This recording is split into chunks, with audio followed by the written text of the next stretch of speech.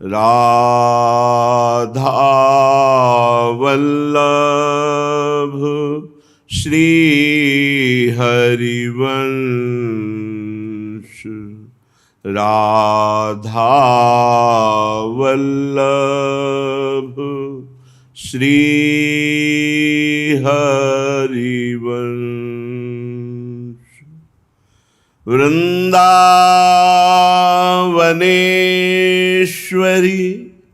तवैव पदारविंदम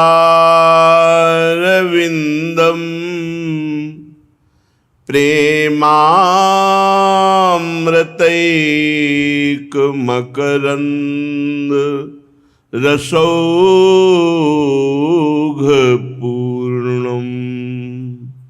हृद्यर्पितं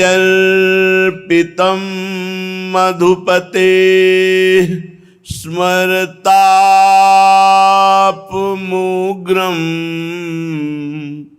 निर्वापयत् परम शीतलमाश्रयामि,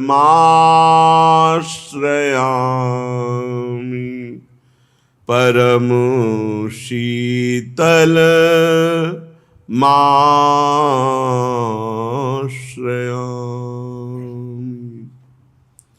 परम सच्चिदानंद घन प्रेम आनंद स्वरूप श्री वृंदावन धाम, श्री वृंदावन धाम के लाडिले युगल सरकार श्री श्यामा श्याम, समस्त सहचरी वृंद, खग मृग पशु पंछी, यमुना रस रानी, रजरानी, समस्त ब्रजवासी गण,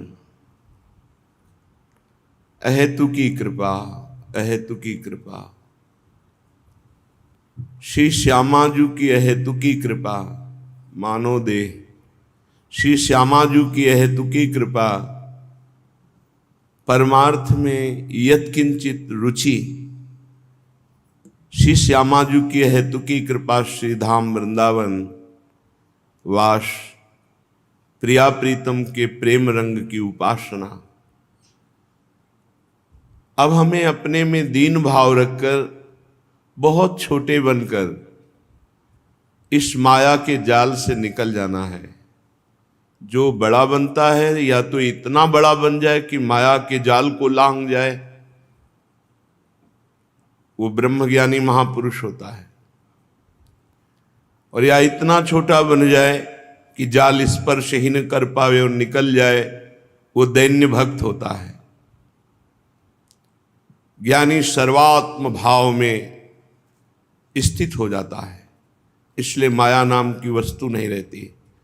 भक्त दैन्य होकर निकल जाता है, इसलिए उसके सामने कोई प्रश्न नहीं होता, बीच वाले सब फंस जाते हैं। ये जो माया का जाल है, अहमता ममता, ये सबको फंसा लेता है, अति छोटे को और बहुत बड़े को, इन दो को नहीं। बहुत बड़ा ब्रह्मबोध संपन्न महापुरुष और अति छोटा दैन्य तृणादपि सुनीचेन, ये भक्त। श्रीपाद परम प्रेम रसमयी भक्ति को प्राप्त महापुरुष है, बड़ी दैन्यता है। कह रहे हैं पतित मनाथम मूढ़म दीनम दुश्चेष्टितैकरतम माम राधांघि कमल दूरम न वेद्मि वृंदावनम कथम कुरुते। मैं बहुत मूढ़ हूं, अनाथ भी हूं, पतित भी हूं और बहुत दीन भी हूं। देखो महापुरुषों का हृदय कैसा है, जहां किंचन मात्र दोष नहीं है, कैसा निर्मल भक्त का हृदय होता है। पतित मनाथम मूढ़म दीनम और दुश्चेष्टितैक रतम माम। जितनी भी दुश्चेष्टाएं हैं उनमें मैं संलग्न हूं। गजब की दैन्यता है। भला ऐसे दैन्य में दोष कहां हो सकते हैं? दोष तो अहंकार में होते हैं। ऐसे दैन्य महापुरुष तभी तो हमारी प्यारी जो अपनी सेवा में रखते हैं।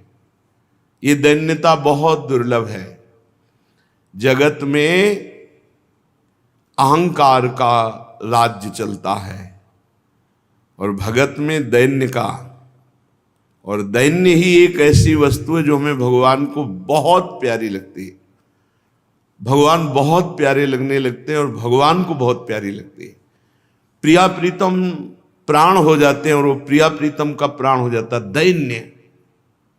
बनावटी दैन्यता नहीं, हृदय से दैन्यता, सबसे लघु। एक बार पूज्यपाद श्री उड़िया बाबा जी महाराज से पूज्य स्वामी श्री अखंडानंद जी महाराज ने पूछा, स्वामी जी आप साक्षात ब्रह्म हैं, उनका क्यों दृष्टि से ब्रह्म को देख सकते हो क्या? चुप हो गए। क्या इन नेत्रेंद्रिय से ब्रह्म को देख सकते हो? अगर देख सकते हो तो ब्रह्म दृश्य हुआ, तो क्या ब्रह्म दृश्य है? चुप हो गए स्वामी श्री अखंडानंद जी महाराज। वो तो बाबा से भाव जानना चाहते थे। बाबा फिर आप ही बता दो कि आप कौन हैं? तो उनका चराचर का सेवक हूं। वाणी जी में लिखा है बाबा की, चराचर का मैं सेवक हूं। मूर्तिमान चलते फिरते ब्रह्म कह रहे थे चराचर का सेवक हूं। बोले गोस्वामी जी की ये चौपाई हमारा जीवन है। सिय राम मैं सब जग जानी, करो प्रणाम जोरी जुग पानी। सब मेरे प्रभु हैं और मैं चराचर जगत का सेवक। ये बहुत प्रिय भगवत भाव है, प्रभु को बहुत प्रिय है। बस समझना है। सो अनन्य गति जाके असमति न टरे हनुमंत, मैं सेवक सचराचर रूप स्वामी भगवंत। मैं सेवक हूं, चराचर जगत मेरे स्वामी का रूप है, जिसकी एक क्षण भी कभी ऐसी मति इस स्थिति से हटती नहीं, वही अनन्य भक्त है। सो अनन्य गति जाके असमति न टरे हनुमंत। एक क्षण के लिए भी इस स्थिति से मति नहीं हटती। मैं सेवक, चराचर जगत मेरे स्वामी का स्वरूप ओ है। ये मानने का विषय है। मान लो तो जान जाओगे, और जान गए तो वही हो जाओगे। चराचर में आप भी तो हैं, आप भी भगवत स्वरूप है। पर ये बात आएगी जब अति दैन्यता आ जाएगी। चराचर जगत हमारा स्वामी का रूप, हम सबके सेवक। कहाँ गुण दोष की बात रह गई? कहाँ किसी द्वंद्व माया की बात रह गई? मैं सेवक सचराचर रूप स्वामी भगवंत। ये स्थिति तो हम इसको अभ्यास में लावें। अगर हमारे स्वामी हमसे कटु व्यवहार करें तो हम कैसा व्यवहार करेंगे? नम्र। तो चराचर जगत हमारा स्वामी का स्वरूप है। यदि वो प्रतिकूलता देता है, निंदा करता है, अपमान करता है, तो हमें नम्र व्यवहार करना है, जैसे स्वामी से किया जाता है। तो हमारा यह भाव सिद्ध होगा सचराचर कि हम सेवक हैं, ये भाव सिद्ध होगा। अगर ये भाव सिद्ध हो गया तो मुक्त हो गए। एक भी व्यक्ति से यदि राग रह गया या द्वेष रह गया तो फिर आना पड़ेगा। एक भी व्यक्ति से पूरी सृष्टि में ना राग हो ना द्वेष हो। ऐसा हृदय निर्मल, निर्विकार, निष्प्रिय, किसी की प्रति कोई भी अपेक्षा न रखने वाला हृदय, ये भगवत स्वरूप। ये सब स्थितियां तभी आ जाती हैं जब हम भगवान की शरण में होकर खूब नाम जप करते हैं। जो नाम जप नहीं करते नहीं, वो केवल बातें रहती, स्थिति नहीं आती। यदि ज्ञानी हो तो सर्वम खलमिदम ब्रह्म, यदि भक्त हो तो मैं सेवक सचराचर रूप स्वामी भगवंत, फिर और चर्चा कहाँ रह गई। उमा जे राम चरण रत विगत काम मद कोह, तो निज प्रभु में देखें जगत के हिसन करें विरोध। हमें स्थिति प्राप्त करनी, बातें नहीं। देखो स्थिति प्राप्त महापुरुष कैसे कह रहे पतित मनाथम मूढ़म दीनम दुश्चेष्टितैकरतम माम राधांघि कमल दूरम न वेद्मि वृंदावनम कथम कुरुते। हे वृंदावन मेरा क्या होगा, मैं तो पतित हूं, अनाथ हूं, मूढ़ हूं, दीन हूं और एकमात्र दुश्चेष्टाओं में संलग्न हूं और राधा चरणारविंद की प्रीति से बहुत दूर हूं। न वेदमी, मैं नहीं जानता कि मेरा क्या होगा, पर हे वृंदावन मैंने आपको पकड़ लिया है, आपका आश्रय ले लिया है। अर्थात जो नीच है, पतित है, अनाथ है, मूढ़ है, गंदी चेष्टाओं में संलग्न है, प्रियाजू के चरणों में बिल्कुल प्रीति नहीं है, वो भी यदि वृंदावन का वास स्वीकार कर ले तो वृंदावन उसे श्री जी के चरणों की प्राप्ति करा देगा। भाव ये है कि कितना भी नीच पुरुष हो, यदि धाम का आश्रय और वास स्वीकार कर ले तो जिस माया से पार होना बहुत कठिन है, उस माया से पार करके वृंदावन भगवत प्रेम प्रदान कर देगा।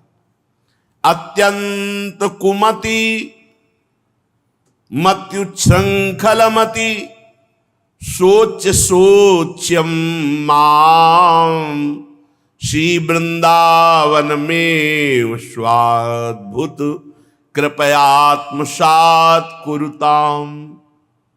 श्रीपाद कह रहे जिसकी अत्यंत कुमति है, बिल्कुल बुद्धि भ्रष्ट है, अति उच्छृंखल है और अति सोचनीयों से भी सोचनीय, मति सोच्य सोच्यम माम। ऐसे का कल्याण कैसे हो सकता है? जो कुमति, उच्छृंखल स्वभाव, सोचनीयों में अत्यंत सोचनी, ये अस्पताल है वृंदावन। सीरियस से सीरियस मरीज को स्वस्थ कर दे, स्वास्थ्य स्वरूप में स्थित कर दे। विश्वास करो, बहुत कृपा है धाम की।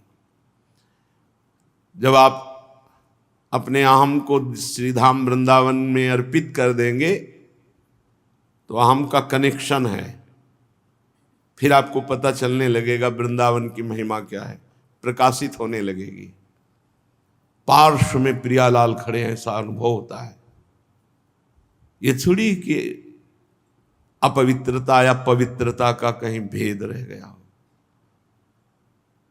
सवायाभ्यंतर शुचि, बाह्य और अभ्यंतर परम पवित्र। जिस समय श्रीधाम की कृपा से हर समय स्मृति जागृत हो जाती है, मोह का नाश हुआ, ज्ञान का नाश हुआ, हर समय भगवत सानिध्य। श्रीधाम वृंदावन साक्षात वरदान है। जो अत्यंत सोचनी से भी सोचनी है, उच्छृंखल है, जिनकी कुमति है, ऐसे जन भी वृंदावन का यदि वास स्वीकार कर ले, आश्रय ले ले, तो कह रहे हैं श्री वृंदावन में स्वा अद्भुत कृपया आत्मसात कुरुताम। वृंदावन अपनी कृपा से उसे आत्मसात कर लेगा, प्रिया प्रीतम की सहचरी मंडली में मिला देगा। बस निश्चिंत हो जाओ। अपने में उच्छृंखलता तो है, सोचनी भी है, लेकिन अति सोचनीय नहीं है। 24 घंटे में कुछ मिनट ऐसे हैं जिनमें हमें मन परेशान करता है। नहीं, ऐसी दिनचर्या है कि उसको अवसर ही नहीं मिलता। जहां कह रहे हैं अति कुमति है, उच्छृंखलता है, सोचनी से सोचनी है, उसको भी वृंदावन अपनी कृपा से आत्मसात कर लेता है। तो अपने लोग तो पंक्ति में खड़े ही हैं, काहे को चिंता करते हो। अब एक बात ध्यान देनी है, आगे की श्लोक की जो बात कह रहे हैं, वृंदावने प्रजल्पन गच्छंस तिष्ठन स्वपन श्वसन्वापि स्मर तरल गौर नील ज्योतिर द्वंद्वम कदा पुरः कलये।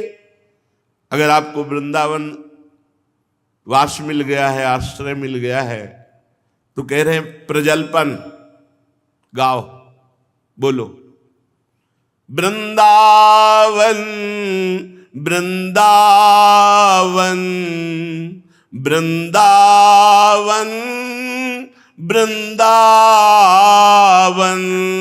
वृंदावन।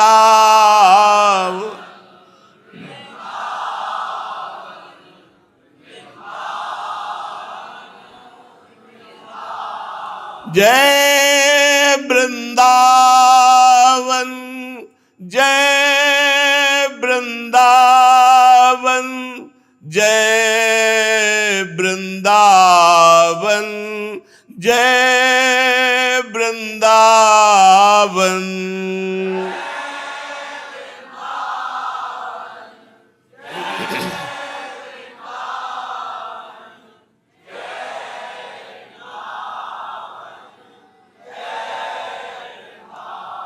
प्राण वृंदावन जीवन वृंदावन सर्वस्व वृंदावन जय वृंदावन।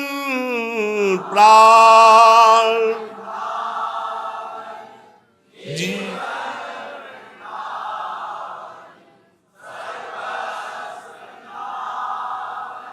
जय वृंदावन जय वृंदावन जय वृंदावन जय वृंदावन जय वृंदावन। जय हो जय वृंदावन वृंदावन जय वृंदावन। प्रजल्पन गायन करो, यहाँ का यही भजन है, गुनगुनाते हुए प्रभु के लीला नाम रूप धाम से भरे हुए पदों को, या कभी नाम कीर्तन जय जयकार उनकी कर रहे, पड़े हैं उच्छिष्ट पा रहे हैं, वहीं पहुंचना है। ज्यादा यहाँ दिमाग लड़ाने की जरूरत नहीं है। ये प्रेम ये हृदय का विषय होता है, ये दिमाग का विषय नहीं होता। प्रजल्पन अर्थात गायन करना, बार बार पुकारना। गच्छंस चलते हुए भी हम नाम उच्चारण कर रहे हैं। जब हम वृंदावन बोलते हैं ना, तो प्रिया प्रीतम सहचरी गण खग मृग पशु पंछी लता रजरानी सबकी कृपा मिलती है, क्योंकि ये सब वृंदावन को प्राण प्यारे हैं और ये सब वृंदावन के प्राण प्यारे हैं, सबकी कृपा मिलती है। तभी अत्यंत उत्तम सबसे दुर्लभ पद सहचरी पद की प्राप्ति होती है। श्री स्वामिनी जी लालजू के संग रहने को मिलता है।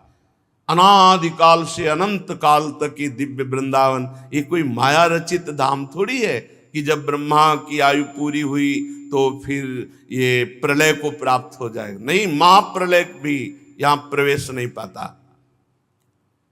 चलते हुए गच्छंस तिष्ठन बैठे हैं वृंदावन के ही चिंतन में, प्रिया प्रीतम के ही चिंतन में। स्वपन श्वास ले रहे, एक एक श्वास में कई कई बार नाम। श्वास नीचे उतरी तो नाम, श्वास ऊपर श्रीपाद कह रहे। श्वसन वापी,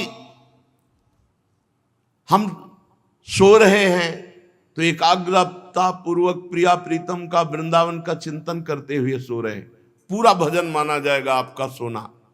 अगर सोते समय आप प्रिया प्रीतम का चिंतन करते हुए सो रहे हैं, जरूर ध्यान देना चाहिए। शयन के समय सब बातें हटा देनी चाहिए, एकमात्र प्रभु का चिंतन करते हुए शयन करना, निद्रा समाधि स्थिति ही, उसका सोना भी भजन हो जाता है। वो शयन भी श्री जी में ही कर रहा है, जागृत स्वप्न सुषुप्ति ये श्री जी के चरणों में। जागृत में तो हम उठते बैठते चलते फिरते खाते पीते गान कर रहे, लेकिन स्वप्न हमारे बस का नहीं है। तो जब हम हर समय श्री जी में लगे रहते हैं तो स्वप्न भी श्री जी का आता है, और जब हम शयन के समय श्री जी का चिंतन करते हुए शयन करते हैं तो हमारी सुषुप्ति भी श्री जी के चरणों में भजन ही माना जाएगा। निद्रा समाधि स्थिति, शयन भी समाधि मानी जाएगी। जो उठते बैठते चलते फिरते खाते पीते हर श्वास में श्री धाम वृंदावन का नाम, युगल किशोर श्यामा श्याम का नाम, मंत्र पद इसी में चल रहा है, निश्चिंत हो जाओ। सबसे बड़ी बात आ गई है, सेवक शरण सदा रहे, अनत नहीं विश्राम, कै बानी हरिवंश की कै हरिवंश नाम। ये सिद्धावस्था है। हर समय वाणी जी में या नाम मंत्र में निश्चिंत हो जाओ। परम पावन श्री धाम वृंदावन का आश्रय और वास अब दुर्लभ नहीं है भगवत प्रेम या भगवत प्राप्ति। हाँ, थोड़ी सावधानी इतनी कर ली जाए कि यदि उच्छृंखलता बनी रही तो अंत तो बढ़िया होगा, इसमें तो कोई संशय नहीं, पर वर्तमान में आपको भगवदानंद का अनुभव नहीं होगा। वर्तमान में प्रेम आनंद का अनुभव करने के लिए हमको हर इंद्रिय के द्वार बंद करने होंगे। अगर इंद्रियों के द्वार स्वच्छंद खुले रहे तो वर्तमान में आनंद नहीं होगा। ये तो पक्का समझ लीजिए कि श्री वृंदावन में स्वा अद्भुत कृपया आत्मसात कुरुताम, आपका अंतिम वृंदावन में व्यतीत हुआ शरीर छूटा तो स्वा अद्भुत कृपया आत्मसात कर लेगा। पर वर्तमान में हम खाली डोल रहे हैं, परमानंद का अनुभव नहीं हो रहा, प्रेम का अनुभव नहीं हो रहा, उसके लिए हमको सावधानी रखनी, कोई पापाचरण ना हो। चलते हैं श्रीमद् भागवत महापुराण, जिसमें महाराज पृथु परम धाम को प्राप्त हुए और उन्हीं के शरीर को लेकर महारानी अर्ची चिता में प्रवेश कर गई और वो भी परम पद को प्राप्त हुई। महाराज पृथु के बाद उनके पुत्र परम यशस्वी विजिताश्व ये महाराज पृथु के सिंहासन पर विराजमान हुए। अपने भाइयों से बड़ा प्रेम था, ये 5 भाई थे, तो आप तो महाराज पृथु के सिंहासन पर विराजमान हुए और अपने 4 भाइयों को 4 दिशाओं का राजा बना दिया। हर्यक्ष को पूर्व दिशा का, ध्रुमकेश को दक्षिण दिशा का, वृक को पश्चिम का, द्रविण को उत्तर दिशा का। इनमें अंतर्धान होने की शक्ति थी, इसलिए इनका एक नाम अंतर्धान भी हुआ। इनकी पत्नी का नाम शिखंडिनी था। उनसे 3 पुत्र हुए जो साक्षात अग्नि थे। भगवान वशिष्ठ जी के शाप से अग्नि, पावक, पवमान और शुचि इनके पुत्र रूप में प्रकट हुए और ये बाल्यावस्था से ही योग में युक्त होकर अपने अग्नि स्वरूप को प्राप्त हो गए। अंतर्धान महाराज विजिताश्व की नभस्वती नाम की पत्नी से हविर्धान नाम का एक पुत्र हुआ। ये बड़े उदार और बड़े भागवतिक स्वभाव के, इन्होंने विचार किया दंड लेना, प्रजा से जुर्माना, कठोर व्यवहार करना, शासन करना, ये सब मायाकृत है।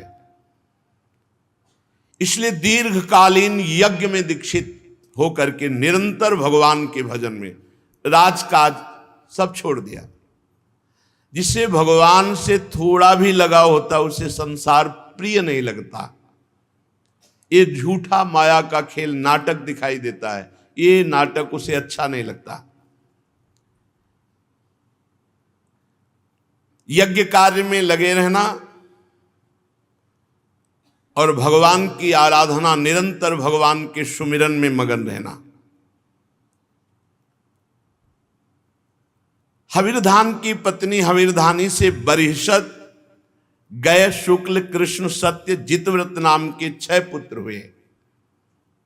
ये बरिषद बहुत याज्ञिक स्वभाव के थे। इनका एक तरह से व्यसन था यज्ञ करना।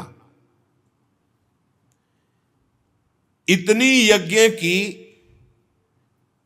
कि पूरे भारत में कोई जगह ही नहीं बची जहां यज्ञ न की हो। कुशों से पाट दिया। अग्रभाग की ओर फैलाए हुए कुशों से पूरी भूमि नप गई, इतनी यज्ञ की। इनका नाम पड़ा प्राचीन बर्हि।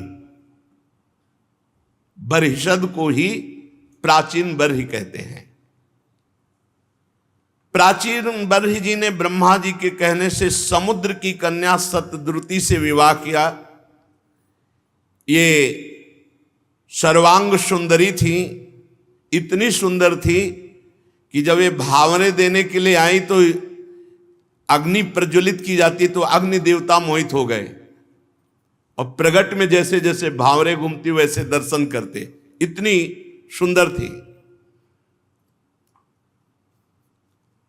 सतद्रुति के गर्भ से प्राचीन बर्हि के प्रचेता नाम के 10 पुत्र प्रकट हुए। ये बड़े महाभागवत हुए। ये 10 का नाम एक ही रखा गया, प्रचेता। और 10 एक ही स्वभाव, एक ही आचरण वाले थे। इनको पिता ने आदेश किया कि संतान उत्पन्न करना है, पर उसके पहले तपस्या के द्वारा ब्रह्मबोध प्राप्त करना है। पहले भगवत प्राप्ति, फिर संतान उत्पन्न करना। यहां पूरा जीवन व्यतीत हो जाता है, भगवत प्राप्ति का लक्ष्य ही नहीं बन पाता। पिता ने क्या आदेश किया कि तुम्हें संतान उत्पन्न करना अर्थात गृहस्थी में जाना है, पर पहले जाओ तपस्या करो और भगवत प्राप्त हो, फिर संतान। 10,000 वर्ष तक उन्होंने तपस्या की भगवान श्री हरि की। जब ये तपस्या के लिए जा रहे थे तो देवाधिदेव महादेव भगवान शंकर का दर्शन और उपदेश प्राप्त हुआ। तो विदुर जी ने पूछा, ब्रह्मन, देवाधिदेव महादेव भगवान शंकर का दर्शन तो बड़ा दुर्लभ है, ये जा रहे थे तपस्या के लिए तो इनको रास्ते में कैसे दर्शन दे दिया? और भगवान शिव ने उपदेश किया वो तो बड़ा गूढ़ होगा। भगवान शंकर आत्मा राम है, कैसे उनका दर्शन हुआ प्रचेताओं को और क्या उपदेश, ये मैं सुनना चाहता हूं। श्री मैत्रेय जी कहते हैं, विदुर जी, जब पिता ने आज्ञा करी 10 प्रचेतागण कि जाओ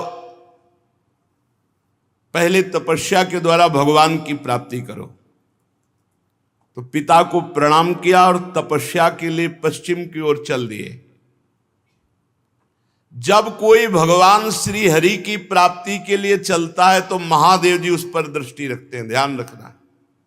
बहुत कृपालु भगवान शिव हैं, परम वैष्णवाचार्य हैं, और बिना भगवान शंकर की कृपा के श्री हरि का प्रेम प्राप्त नहीं होता।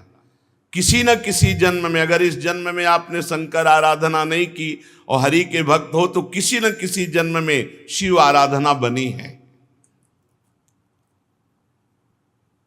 ये तपस्या के लिए जा रहे थे तो रास्ते में देखा एक विशाल सरोवर, बड़ा निर्मल और बड़े रंग बिरंगे जलजीव, मत्स्य आदि, नील कमल, लाल कमल, रात दिन में सायंकाल में खिलने वाले कमल, इंदिवर, बहुत सुंदर सरोवर।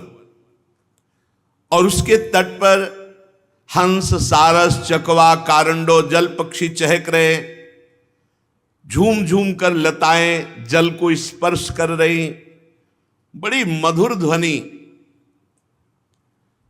वायु कमल कोश से पराग की खुशबू लेकर घ्राणेन्द्रिय को मदोन्मत्त कर रही। और आश्चर्य की बात यह कि सरोवर के जल से मृदंग, पणों आदि अनेक वाद्य बज रहे और राग रागिनियां प्रकट हो रही हैं। प्रचेता गणों को बड़ा आश्चर्य हुआ कि ऐसा सरोवर तो आज तक हमने नहीं देखा,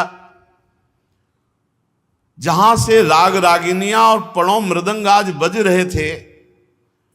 उस ध्वनि की तरफ लक्ष्य किया तो देखा देवादिदेव भगवान शंकर अपने अनुचरों के सहित सरोवर से बाहर आ रहे हैं। तप्त हे मनिकायाभाम शितिकंठम त्रिलोचनम प्रसाद सुमुखम वीक्ष प्रणेमुर्जात कौतुकाः शतान प्रपन्नार्तिहरो भगवान धर्मवत्सलः धर्म ज्ञान शील संपन्नान प्रीतः प्रीतानुवाच। प्रचेता गणों ने देखा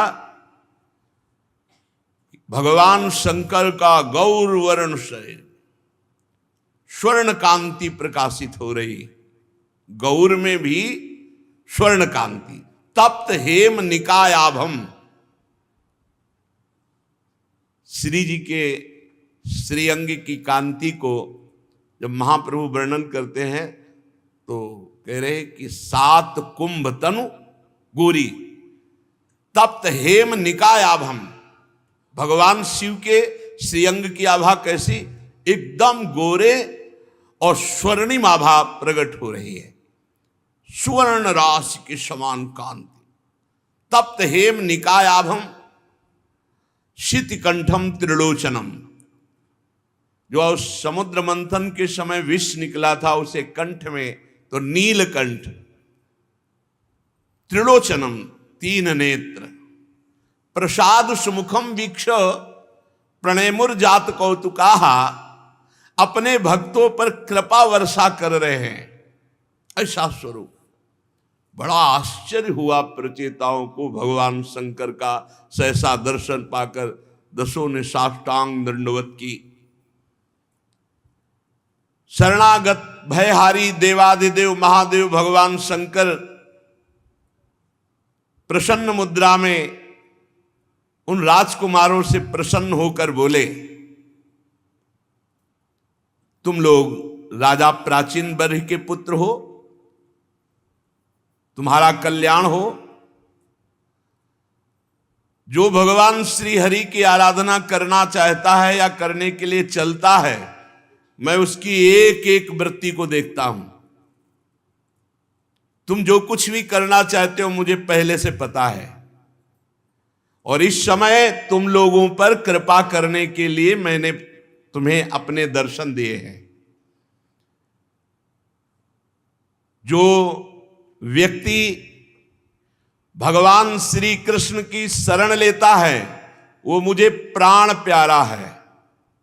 ओहो, यूयं वेदि सदा पुत्रा विदितं वश्च कीर्षितं अनुग्रहाय भद्रं वा एवं मे दर्शनं कृतं।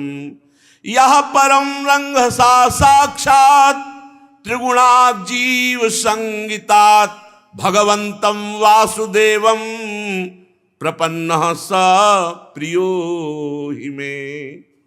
जो भगवान वासुदेव श्री कृष्ण की शरण लेता है वो मुझे प्राण प्रिय है, महादेव जी कहते हैं। और इसका उल्टा बोल दे, जो भगवान महादेव जी का प्राण प्रिय हो जाता है उसे भगवान श्री कृष्ण के चरणों की विशुद्ध भक्ति प्राप्त हो जाती है। जा पर कृपा न करही पुरारी, सो न पाव मुनि भगति हमारी। शिवद्रोही मम दास कहावा, सो नर मोहि सपने हूं नहीं भावा। भगवान शंकर कह रहे, जो भगवान श्री कृष्ण की शरण लेता है वो मुझे प्राण प्रिय हो जाता है। ध्यान से सुनो, भगवान श्री कह रहे, स्वधर्म निष्ठा सत जन्म भी पुमान, विरिंचतामेति ततः परम हिमाम, अव्याकृतम भागवतोथ वैष्णवम, पदम यथाहम विबुधा कलात्यये। जो 100 जन्म तक अपने वर्णाश्रम धर्म का भली भांति पालन करता है, 100 जन्म तक धर्म का भली भांति पालन करता है, वो ब्रह्मा का साक्षात्कार करने की योग्यता रखता है। और उससे भी अधिक जो तपस्वी भजनानंदी है वो मुझे प्राप्त करता है। परंतु जो भगवान श्री कृष्ण का शरणागत है वो इसी जन्म में सीधे परम पद को प्राप्त होगा, जिसको ब्रह्मा भी नमस्कार करते हैं। सर्व प्रपंचातीत परम पद को प्राप्त होगा, जिसे रुद्र रूप में स्थित मैं तथा अन्य अधिकारिक देवता ब्रह्मा ये सब नमस्कार करते हैं। और अंत में जब सृष्टि का लय होता है तो उस परम पद को हम प्राप्त होते हैं। वह परम पद श्री कृष्ण शरणागत को इसी जन्म में सीधे प्राप्त होता है। अथ भागवता यूयम प्रियास्त भगवान यथा, न मद भगवता नाम च प्रेया अनन्योस्ति कर्हिचित, इदं विविक्तम जप्तव्यम पवित्रम मंगलम परम, निश्रेयस्करम चापि श्रूयताम तद वदामि वह। भगवान श्री कृष्ण से जुड़ने के नाते से हम तुम्हें बहुत प्यार करते हैं। कितने प्यार करते हैं? महादेव जी कह रहे, इस्त भगवान यथा, अथ भागवता यूयम प्रियाः, तो इस्त भगवान यथा, मैं जितना श्री कृष्ण को प्यार करता हूं उतना श्री कृष्ण भक्त को प्यार करता हूं। तुम भगवद भक्त हो, इस नाते से भगवान के समान मुझे प्यारे हो। महादेव जी कह रहे हैं।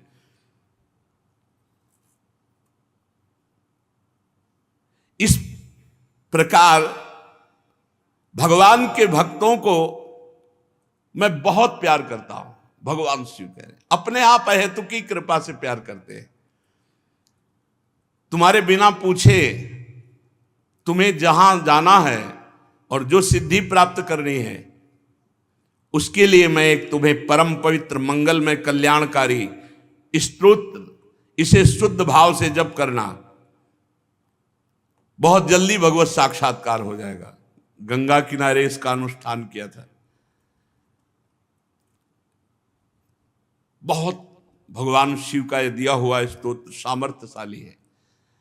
अब एक ही लगो, जब तक लगोगे नहीं तब तक अनुभूतियां थोड़ी होती है। श्री रुद्र उवाच जितम तम आत्मविद्धुर्य स्वस्ते स्वस्तिरस्तु मे, भवताराध साराधम सर्वस्मा आत्मने नमः। नमः पंकजनाभाय भूत सूक्ष्मेन्द्रियात्मने, वासुदेवाय शांताय कूटस्थाय स्वरोचिसे। भगवान शिव ने ये स्तोत्र बताया और इस स्तोत्र का फल है भगवत साक्षात्कार।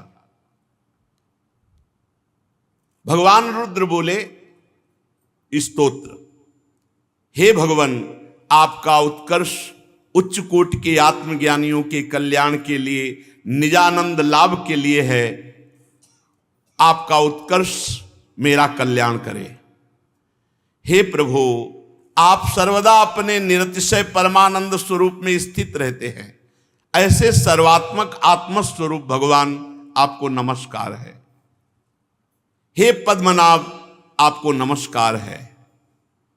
हे भूत सूक्ष्म और इंद्रियों के नियंता शांत एक रस स्वयं प्रकाश श्री कृष्ण, आपको नमस्कार है।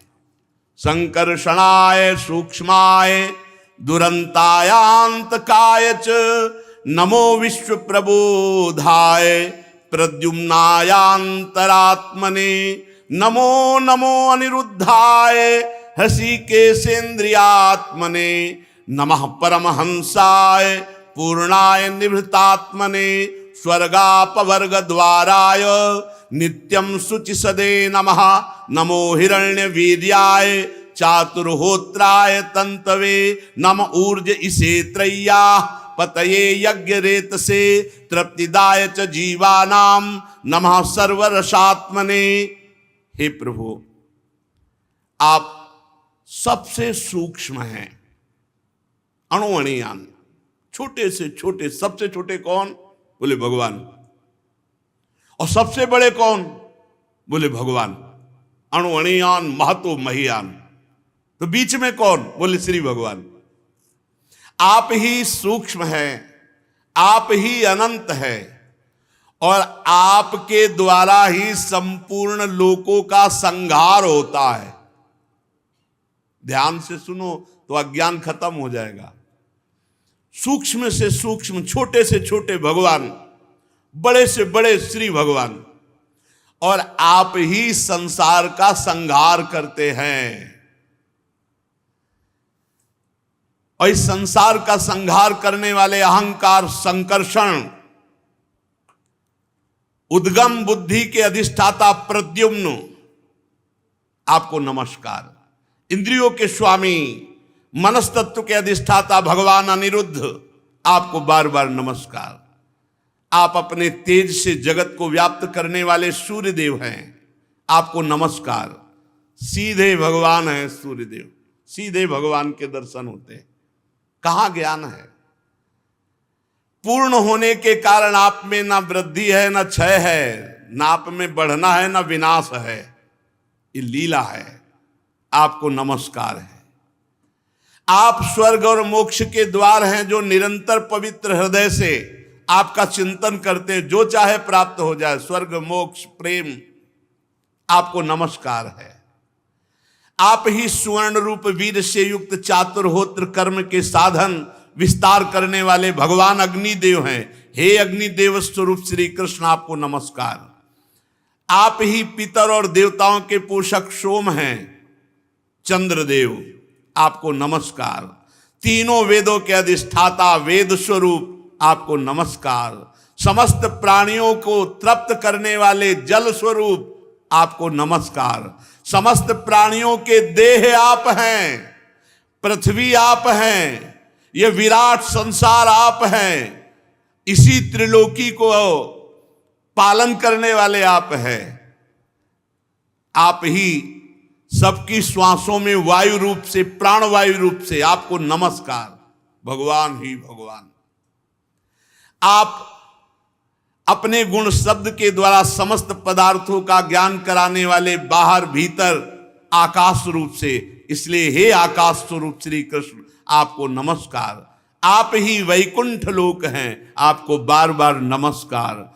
आप ही पितृलोक की प्राप्ति कराने वाले प्रवृत्ति कर्म रूप, देवलोक की प्राप्ति कराने वाले निवृत्ति कर्म रूप, और अधर्म का फल रूप नरक, दुख, मृत्यु, ये आपको नमस्कार। आप ही दुख रूप भी हैं, आप ही मृत्यु भी हैं, आप ही नरक भी हैं। इसलिए बहुत होश से, आपका कौन स्वरूप पसंद है आपको? मोक्ष स्वरूप, प्रेम स्वरूप, धर्म स्वरूप, सुख स्वरूप, तो वो स्वीकार करो। भगवान ही सब कुछ बने हुए हैं। नाथ, आप पुराण पुरुष सांख्य और योग के अधीश्वर भगवान श्री कृष्ण हैं।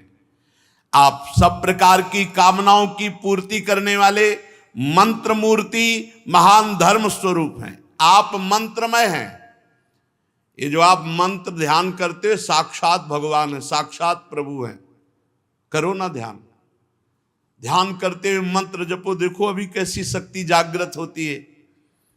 आप ज्ञान शक्ति हैं और आप जिसके हृदय में ज्ञान शक्ति रूप से प्रकट होते हैं उसको माया कुंठित नहीं कर सकती। वो ज्ञान शक्ति कुंठित नहीं कर सकती। पढ़ लिख के जो ज्ञान है उसे माया अपहरण कर लेगी, लेकिन भजन से जो ज्ञान होगा उसे माया कुंठित नहीं कर सकती। आपको नमस्कार है, नमस्कार है। प्रभु आप ही कर्ता करण कर्म तीनों को शक्ति प्रदान करने वाले हैं। आप ही भगवान रुद्र हैं, आप ही ज्ञान हैं, आप ही क्रिया रूप हैं, आप ही चार वाणी हैं, परा पश्यंती मध्यमा वैखरी। ये चार प्रकार की वाणी आप ही हैं। प्रभु ये हम आपकी विनय कर रहे हैं क्योंकि आपके दर्शन करना चाहते हैं। अतः आपके भक्तजन जिनका पूजन करते हैं, आप अपने निज जनों को प्राण प्यारे हैं। मैं उस रूप को देखना चाहता हूं, आप वो रूप हमें दिखाइए, आप हमें अपने दर्शन दीजिए। आपका वो रूप समस्त इंद्रियों को तृप्त करने वाला है। सुना है कि वो वर्षाकालीन मेघ के समान स्निग्ध श्याम संपूर्ण सौंदर्यों का सार सर्वस्व है। सुंदर चार विशाल भुजाएं, मनोहर मुखारविंद, कमल दल के समान नेत्र, सुंदर भौहें, सुघड़ नासिका, मनमोहिनी दंत पंक्ति, बहुत चिकने कपोल, मनोहर मुखमंडल, शोभाशाली समान कर्ण युगल। प्रभु तिरछी चितवन, श्याम वर्ण घुंघराली अलके, कमल कुसुम के केसर के समान फहराता हुआ पीतांबर, झिलमिलाते हुए कुंडल, चमचमाते हुए मुकुट, कंकण हार, नूपुर, मेखला, बनवाला, कौस्तुभ मणि, अपूर्व शोभा। ऐसा सुना है आपका रूप और वो मैं देखना चाहता हूं। हे भक्तों के भय का अपहरण करने वाले, हे जगत गुरु, अज्ञानव्रत प्राणियों को अपनी प्राप्ति का मार्ग बताने वाले, आप हमारा भाव स्वीकार करें और हमें साक्षात दर्शन दें। प्रभु जो अपनी चित्त की शुद्धि की अभिलाषा करने वाले पुरुष हैं, उनको चाहिए कि आपके इसी रूप का ध्यान करें, इसी रूप का आश्रय लें, इसी रूप की भक्ति करें, अर्थात श्री कृष्ण श्री हरि रूप। बहुत जल्दी चित्त शुद्ध हो जाएगा और प्रभु आप अभय करने वाले उसको अपना दर्शन देंगे। भूल मत करना, आप जैसा सोचोगे वैसे ही आपको अनुभव होगा। ये यथा माम प्रपद्यन्ते तास तथैव भजाम्यहम्। और शास्त्र कहता है जब आप भक्ति करोगे, देखो थोड़ा भाव से देखना, आप जितनी भक्ति करते हो क्या आपके भाव देश में वैसे भगवान दिखाई देते हैं? हम जो पूछ रहे हैं उसको आप समझ रहे हैं? आप देखो, आंख बंद करो या आंख खोल करके आप जितनी सामर्थ्य रखते हैं भाव की, आपको वैसे प्रभु झलकते नजर आते हैं कि नहीं? आते हैं कि नहीं? आप देख लो, पता नहीं, देख लो आप। अगर विषय चिंतन बहुत होता है तो फिर ये नहीं आएगा जो हम कह रहे हैं। अगर बहुत गाढ़ चिंतन करते हो तो आपके सामने अभी दिखाई देंगे। यत् किंचित, जैसा आप भाव करते हैं वैसे ऐसे ही सामने प्रकट हो जाते हैं। जब गाढ़ चिंतन प्रभु का होता है, संसार शरीर का चिंतन भूलने लगते हैं, वैसे ही भगवान छाने लगते हैं। भगवान का ये रूप अभय कर देने वाला है। सदा सदा के लिए मन चोर रूप है, ये मन को चुरा लेते हैं। प्रभु बड़े बड़े देवताओं के लिए भी दुर्लभ है आपकी भक्ति, आपका भजन। देवता नहीं कर सकते, ये मानव देह से ही हो सकता है। सत्पुरुषों के लिए भी दुर्लभ अनन्य भक्ति से भगवान को प्रसन्न करके जिनकी प्रसन्नता किसी अन्य साधन से नहीं, अनन्य भक्ति से होती है। ऐसा कौन होगा जो भगवान का प्रेम छोड़कर उससे विषय मांगे? अनन्य भक्ति के बदले में प्रेम छोड़ करके और कोई विषय मांगे, कितना दुर्भाग्य होगा जो भगवान से विषय मांगे। प्रभु, ये त्रिभुवन के विषय तो जिस समय आपकी भ्रकुटी टेढ़ी होती है उसी समय काल संहार कर डालता है। आपके चरणों की शरण में गए हुए प्राणी पर काल का अधिकार नहीं होता। समुझ जाए शरण ते डरत ना काल डर। प्रभु, आपके प्रेमी भक्तों का यदि आधे क्षण के लिए समागम हो जाए, क्षणार्धे ना पितुलये ना स्वर्गम ना पुनर्भवम भगवत संग संगस्य मरता नाम किमुताशिषा। यदि आपके प्रेमी जनों का आधे क्षण के लिए भी समागम हो जाए तो उसके सामने मैं स्वर्ग और मोक्ष को कुछ नहीं समझता, फिर मृत्यु लोक के तुच्छ भोगों की तो बात ही क्या है। प्रभु, जो आपके चरणों का भरोसा रखते हैं उनके सारे पाप आप नष्ट कर देते हैं। सर्वधर्मान परित्यज्य मामेकम शरणम ब्रज, ये बहुत मीठी बात है। अहम त्वाम सर्व पापेभ्यो मोक्षयिष्यामि मा शुचा। जो आपके केवल चरणों का भरोसा रखते हैं, यहां भरोसे की बात कही, सारे पाप राशि के राशि नष्ट हो जाते हैं। प्रभु, जो आपके चरणामृत का और आपके कथामृत का, चरणामृत और कथामृत, इनका जो पान करते रहते हैं, वो राग द्वेष रहित चित्त सरलता पूर्वक सतोगुण रजोगुण तमोगुण पर विजय प्राप्त करके वो आपकी प्राप्ति कर लेते हैं। आपका चरणामृत और आपका कथामृत, खूब लीला कथा सुनना और चरणामृत भगवान का पान करना।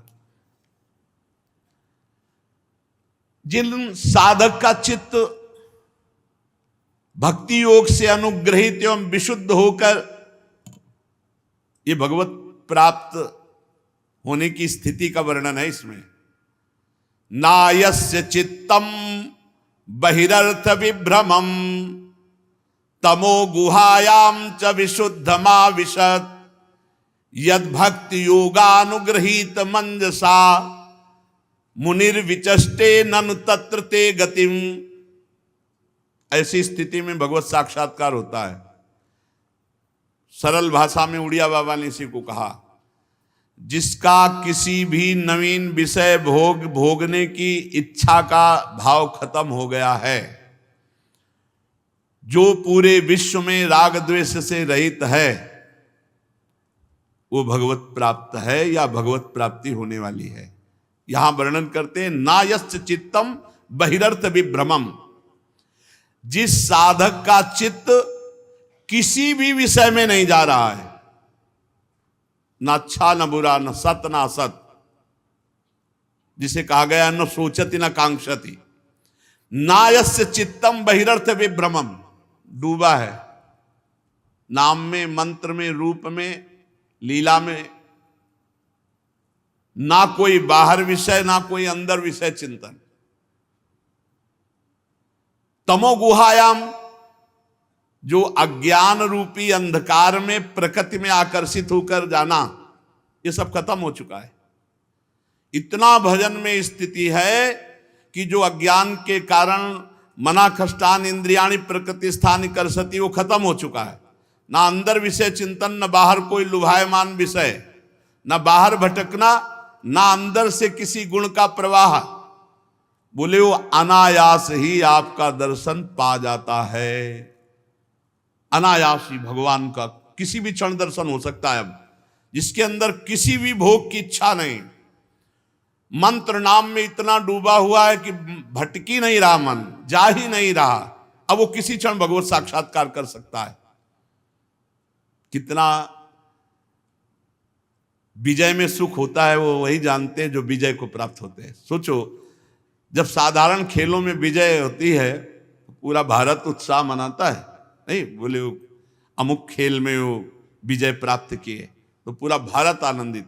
सोचो, जो इस माया खेल में संपूर्ण त्रिभुवन पर विजय प्राप्त कर लिया, संपूर्ण त्रिभुवन को पराजित करने वाली माया पर विजय प्राप्त करके मायाधीश भगवान का साक्षात्कार कर लिया, क्या आनंद हो। उसका आनंद का कैसे वर्णन करें।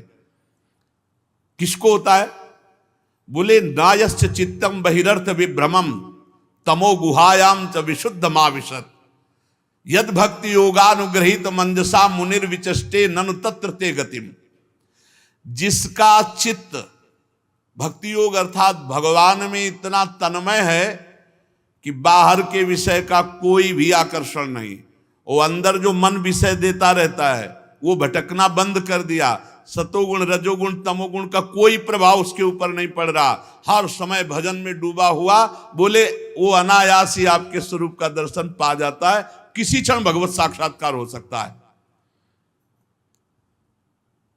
भगवान आपकी माया अनेक रूप धारण करती है, कोई ये नहीं कह सकता कि ये माया है, ऐसी प्रवीण है वो, अनेक रूप धारण करके छल करती है, रचना पालन संहार ये सब इसी के रूप है।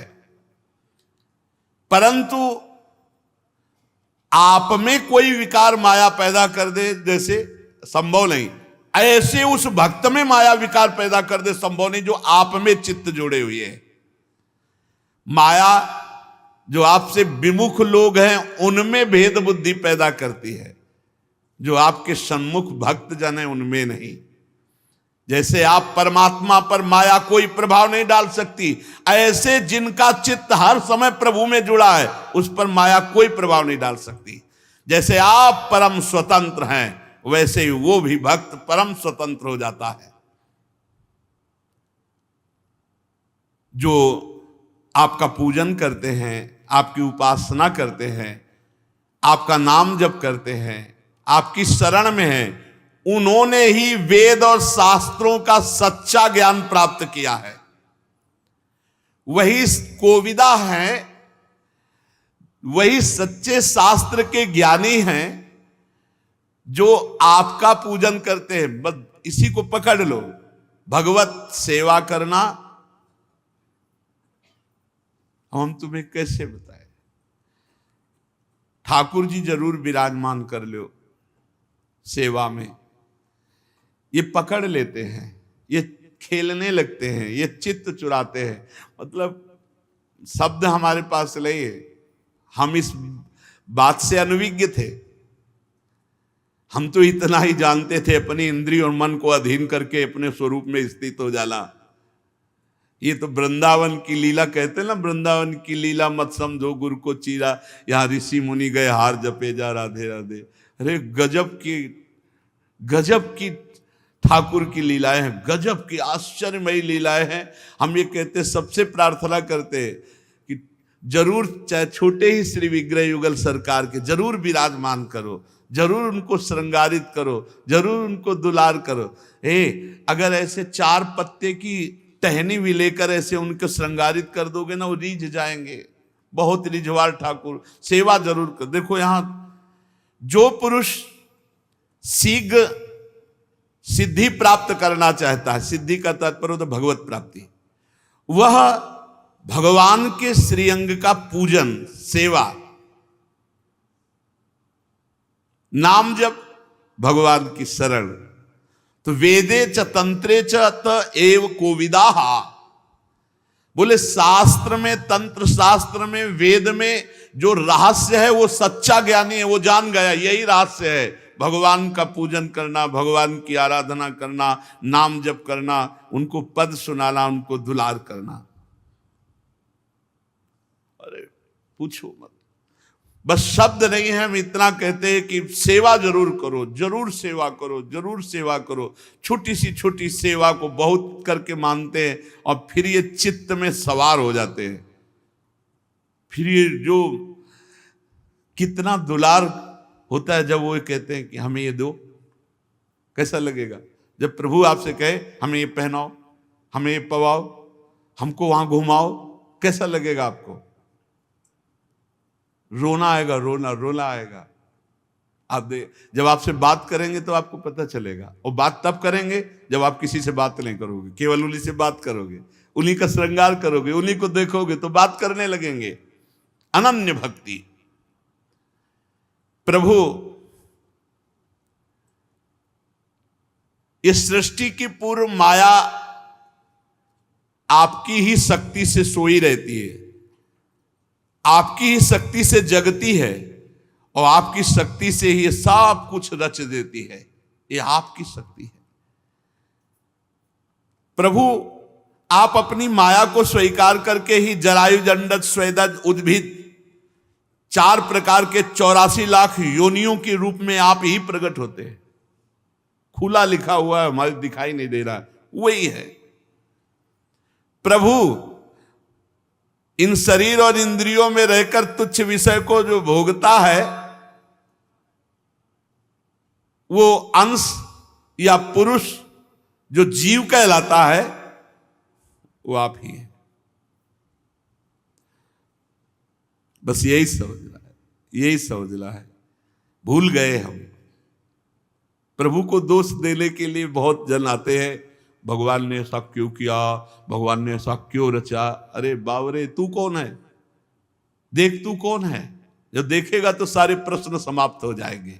ब्रह्मभूता प्रसन्नात्मा न सोचति न कांक्षति।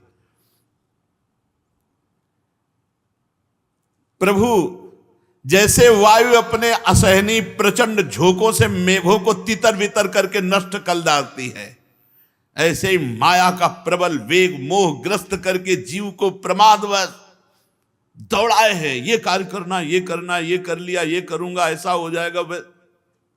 प्रचंड झोंका माया का चैन नहीं लेने देता। और जब भगवान की कृपा हो जाती है, माया हटती, तो गोस्वामी जी कह रहे, जाकी कृपा लवलेश ते मतिमंद तुलसीदास पायो परम विश्राम। काम मिट गया, कामना मिट गई, वासना मिट गई, कितनी अपार शांति। जब तक आपका भजन नहीं, तब तक लोभ और विषय भोगने की लालसा ये मिट नहीं सकती। लोभ भोगने का, वस्तुओं का संग्रह करने का, रुपया पैसा मान प्रतिष्ठा नाम कीर्ति, विषयों की लालसा और लोभ ये मिट नहीं सकता। और वो पूरा जीवन विषयी पुरुष इसी में व्यतीत करता है, और आप काल रूप से उसको नष्ट कर देते हैं, वो जान नहीं पाता। जो आपकी अवहेलना करते हैं, वो अपनी आयु को व्यर्थ नष्ट करते हैं। ए नाम जप न छूटे, नाम पकड़ लो, नहीं तो पूरा जीवन व्यर्थ चला जाएगा। प्रभु ये काल आपका अंश है, किसी को नहीं बख्शता। हमारे पिता ब्रह्मा को भी नहीं, स्वयंभू को नहीं, कोई भी ऐसा नहीं जिसको काल चाट ना जाए। एक बात है बस, श्रद्धा से जितना जीवन अब बचा है, नाम जप, भगवत कथा सुनो, भगवत सेवा करो। अगर शरीर में थोड़ी भी सामर्थ्य हो तो ठाकुर सेवा जरूर विराजमान कर लो। जिसके कोई नहीं होंगे उनकी ये सेवा स्वयं करने लगते हैं, स्वयं सेवा करने लगते हैं। ये विराजमान करो, ठाकुर सेवा जरूर, सब विराजमान करो ठाकुर सेवा। कुछ ना होए तो एक तुलसी दल चरणों में चढ़ा दो, वृंदावन का कोई पत्ता लाके, ऐसे 2-4 पत्ते ऐसे, उसी में हमारे ठाकुर, वृंदावन के ठाकुर बहुत जल्दी रिझवार ठाकुर है। और जो आप पाओ वो भोग लगा दो, बहुत सरल सेवा है। अच्छा, यहाँ कोई मंत्रों वाली है नहीं सेवा कि हमें तो मंत्र नहीं आते, हमें भोग लगाने के मंत्र कुछ नहीं, राधा राधा राधा, पूरी सेवा इसी से कर लो। यहाँ भाव की, भावोत्सवेन भजताम रस कामधेनुम। कर्माबाई पद्धति से खिचड़ी पवाती थी क्या? सब पद्धति अलग, भाव की पद्धति अलग। हे ब्रह्मन, ये सारा जगत काल से भयभीत है। हे परमात्मन, जो आपकी शरण में आ गए वही भय शून्य हो जाते हैं। भगवान शिव कह रहे हैं, हे राजकुमारों, ये जो मैंने स्तोत्र कहा, तुम परम पवित्र होकर स्तोत्र का जप करो, बहुत जल्दी भगवत साक्षात्कार हो जाएगा। बार बार जब श्री हरि को पुकारा जाता है, उनका चिंतन किया जाता है, उनकी सेवा की जाती है, तो हरि विवश होकर आ जाते हैं, विवश होकर आ जाते हैं। मैंने तुम्हें ये योगादेश नाम का स्तोत्र सुनाया, इसे तुम मनन करना, मुनिव्रत आचरण करते हुए एकाग्रता पूर्वक, आदर पूर्वक इस स्तोत्र का गायन करना। ये महामहिम स्तोत्र है। ये पूर्व काल में जगत विस्तार के इच्छुक प्रजापतियों के पति भगवान ब्रह्मा जी ने प्रजा उत्पन्न करने की इच्छा वाले हम भृगु आदि अपने पुत्रों को सुनाया था। फिर इसका विस्तार होते हुए आगे बढ़ा। ये हमने गुरु कृपा से इसका अनुष्ठान किया, गंगा किनारे अनुष्ठान किया, बड़े दिव्य अनुभव। बहुत गंगा के किनारे बहुत आनंद आता था, क्योंकि किसी से मिलना जुलना नहीं था, वह रात दिन वो तो जैसे आश्रमों में रुकते थे तो ग्रंथ होते थे, अगर भ्रमण में चल दिए तो भी कोई ग्रंथ पास नहीं होता, फिर तो मंत्राकार वृत्ति। देवी जी की जब जिस समय, क्योंकि शैव उपासना उस समय, तो दुर्गा सप्तशती का जब अनुष्ठान, तो ये सब दिव्य है, दिव्य। अब अपने लोग समय खान पान व्यर्थ नष्ट कर रहे हैं। अगर अनुष्ठानों में लगे तो अभी दिव्यता, तुम्हें जैसी जैसी योग्यता बढ़ती जाएगी वैसे वैसे आपको दर्शन होने लगेंगे। संत महापुरुषों के दर्शन, दैवी शक्तियों के दर्शन, भगवत दर्शन, ये सब होने लगेंगे। भगवान की आराधना बहुत कठिन है, क्योंकि मन लगता नहीं है, परंतु जो इस स्तोत्र का पाठ करेगा, सुनेगा, तो सुगमता पूर्वक उसका मन भगवान की आराधना में लगने लगेगा। भगवान शिव कह रहे हैं, मेरे द्वारा गाए हुए इस स्तोत्र का जो गान करेगा, श्रवण करेगा, वो जो चाहे प्राप्त कर ले इस स्तोत्र के गायन श्रवण से। जो पुरुष उषा काल, प्रातः काल उठकर श्रद्धा पूर्वक हाथ जोड़कर गाता है या सुनता है, वो इस स्तोत्र के प्रभाव से कर्म बंधन से मुक्त होकर भगवान को प्राप्त करता है। हे राजकुमारों, मैंने तुम्हें परम पुरुष परमात्मा का स्तोत्र सुनाया, एकाग्र चित्त से तुम तपस्या करो, तप पूर्वक इस स्तोत्र का गायन करो। भगवान शंकर प्रचेताओं को उपदेश अभी दिए और तत्काल अंतर्धान हो गए। ना वो सरोवर, ना वो कोई पशु वहां पक्षी, ना कोई संगीत, न राग कुछ नहीं, सब खत्म। वो भगवान शिव ने प्रकट किया था। प्रणाम किए उस दिशा को और समुद्र में जाकर के भगवान रुद्र के बताए हुए इस स्तोत्र का 10,000 वर्ष तक जप करते रहे। कलयुग भगवान की जय।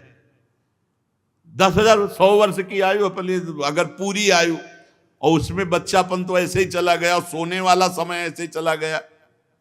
10,000 वर्ष तक न सोना, ना कोई खाना, ना पीना, समुद्र के जल में खड़े होकर, तब हरि की जय हो कलयुग की। हम तो कहते जय हो कलयुग की, जो बहुत जल्दी भगवत प्राप्ति कराता है।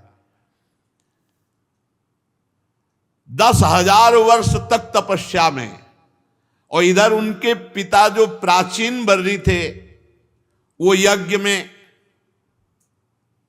जब कोई किसी भी तरह से भगवत आराधना करता है तो उसको पूर्ण करने के लिए महापुरुषों का सानिध्य मिलता है। आत्मविद्या विशारद परम कृपालु नारद जी ने देखा कि ये तो केवल यज्ञ स्वाहा स्वाहा, तो उनका राजन इतनी यज्ञ कर डाली कि कोई भारत में भूमि ही नहीं बकाया रह गई, क्या फल चाहते हो? दुख के आत्यंतिक नाश और परमानंद की प्राप्ति कर्मों से नहीं मिलती।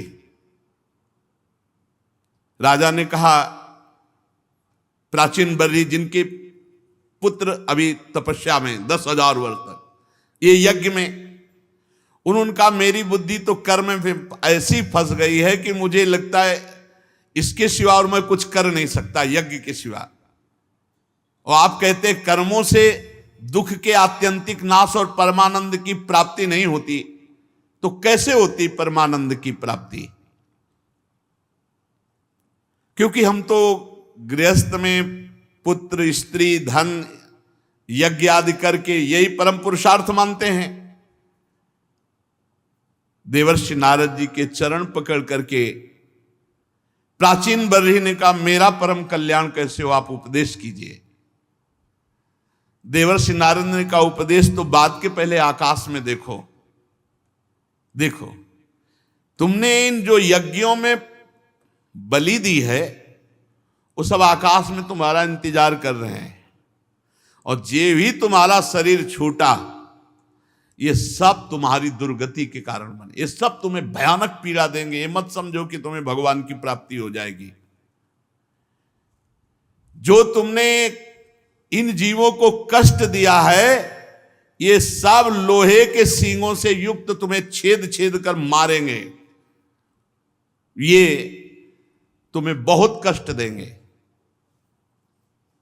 सुनो, यहां जो भी कर्म किया जाता है उसका दंड मिलता है, फल मिलता है।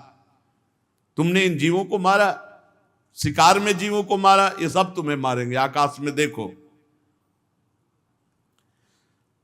सुनो, मैं एक तुम्हें चरित्र सुनाता हूं, जिस चरित्र का नाम है पुरंजनोपाख्यान, पुरंजन चरित्र। सावधान होकर सुनो। पूर्व काल में एक पुरंजन नाम का बड़ा यशस्वी राजा था, और उसका अविज्ञात नामक एक मित्र था। अविज्ञात जिसका पता नहीं है। पुरंजन, ये देखो पुर है, और इस पुर में जो आनंद मनाने लगा उसे पुरंजन कहते हैं। पुरंजन हुआ जीव, और अविज्ञात सखा, हमारे अविज्ञात सखा है भगवान। बहुत सुंदर उपाख्यान है अगर समझ में आ जाए, पर जब तक पवित्र बुद्धि नहीं होगी तब तक। पुरंजन नाम का एक बड़ा यशस्वी राजा था, और उसका अविज्ञात नामक एक सखा था। सबके सखा भगवान है, पुकार के देख लो। अगर आप केवल भगवान को अपना मित्र मानते हैं तो आपको उत्तर मिलने लगेंगे, क्योंकि अविज्ञात सखा अपनी अहेतुकी कृपा से सबसे प्रेम करते हैं। सम्मम प्रिय सम्मम उपजाए। अविज्ञात नामक सखा की चेष्टाओं को कोई समझ नहीं सकता था। वो ऐसा मित्र था, सहयोग करता है पर कोई जान नहीं पाता कि भगवान मेरा सहयोग कर गए, किस रूप में आकर के आपका सहयोग करेंगे। अब राजन, वो जो पुरंजन नाम का राजा था, वो घूम रहा था, क्योंकि उसे भोगों की लालसा थी। भोग भोगने के लिए उसने जितने नगर देखे उनमें से कोई पसंद नहीं आया। 83,99,999 नगर देखे लेकिन कोई पसंद नहीं आया। एक दिन उसने हिमालय के दक्षिण तटवर्ती शिखरों पर कर्म भूमि भारत खंड में 9 द्वारों का एक महल देखा, नगर देखा।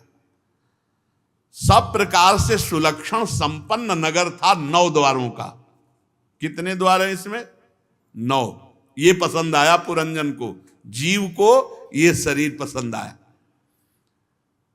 बड़ा सुंदर, अब वो तो रूपक में वर्णन कर रहे, बड़ा सुंदर नगर। ऐसा लग रहा था उसको कि अभी तक जितनी मेहनत की उसका मुझे फल मिल गया, खोज करने का फल मिल गया। जिधर देखो उधर आकर्षण ही आकर्षण। अब पुरंजन ने सोचा, बहुत सुंदर महल, बहुत सुंदर हमें विश्राम स्थल मिल गया, स्वीकार कर लिया। लेकिन जो ही उसमें प्रवेश किया तो एक सुंदरी आती दिखाई दी, और वो अकस्मात उधर से आ रही थी, और उस सुंदरी के साथ 10 सेवक थे, जो प्रत्येक 100 नायिकाओं का पति था, और 5 फण वाला सांप उस 9 द्वार वाले नगर की रक्षा कर रहा था। एक सुंदरी आती दिखाई दी, जिसके साथ 10 बलवान सेवक थे। उन बलवान सेवकों में एक एक के पास 100 पत्नियां। 5 फण वाला सर्प उस नगर की रक्षा करता था। वह सुंदरी नवयुवती मानो विवाह के लिए श्रेष्ठ पुरुष को खोज रही थी। बड़ी ही सुंदर, मानो कोई देवी हो साक्षात। नासिका, दंत पंक्ति, कपोल, मुख सब सुंदर, और किशोरावस्था लज्जावश अपने अंचलों को ढकते हुए आगे बढ़ रही थी। 5 फण वाला सर्प रक्षा कर रहा था। 10 महान सेवक उसके साथ थे। अब वो जे ही प्रेम पूर्ण तिरछी चितवन से पुरंजन को देखा तो पुरंजन घायल हो गया। नारी नयन सर जाहि न लागा। चाहे जितना वीर हो, मुस्कुरा के तिरछी चितवन तो सीधे हृदय पे प्रहार होता, बोल भी ना पावे। पुरंजन एकदम आसक्त हो गया और कहा, कमल दल लोचने, तुम कौन हो, किसकी कन्या हो, कहां से आ रही हो, तुम इस पुरी में हो, क्या करना चाहती हो? ये 10 सेवक कौन हैं और ये बहुत सी सहेलियां तुम्हारे सामने कौन हैं, और ये 5 फण वाला सर्प कौन है? सुंदरी, तुम कौन सी देवी हो? कमला हो तो तुम्हारा क्रीड़ा कमल कहां गया? लज्जा देवी हो, कौन देवी हो? नहीं नहीं, तुम कोई देवी तो हो नहीं, क्योंकि तुम्हारे चरण पृथ्वी का स्पर्श करते हो। देवियों के चरण पृथ्वी का स्पर्श नहीं करते। यदि तुम मानवी हो तो मैं तुम्हें देखकर आसक्त हो गया हूं। मैं बहुत वीर हूं, पराक्रमी हूं, पर तुम्हारे कटाक्ष ने मेरे मन को बेकाबू कर दिया है। इसलिए क्या तुम मुझ पर अपनी कृपा करोगी? सुचिस्मते, मैं तुम्हारे दर्शन से बिक चुका हूं।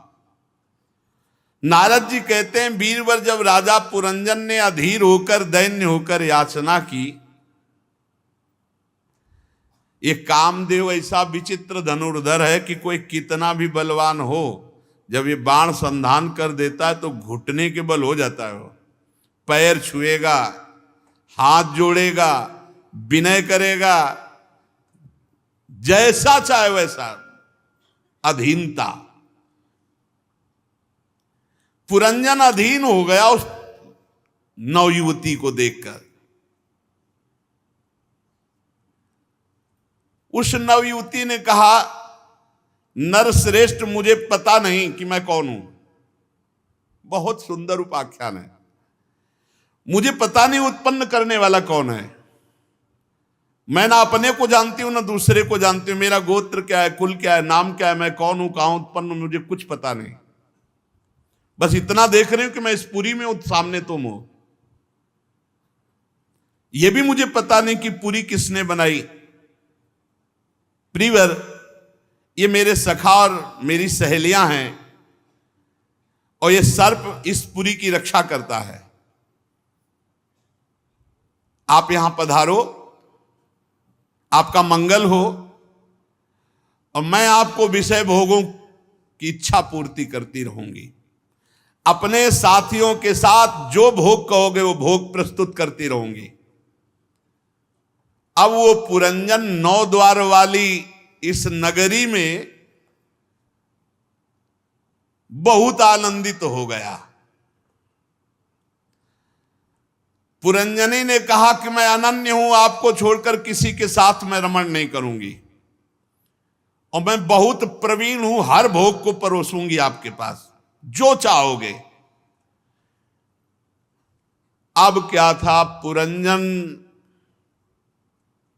वैसे ही पहली दृष्टि में आसक्त हो गया था, अब तो और आसक्त हो गया।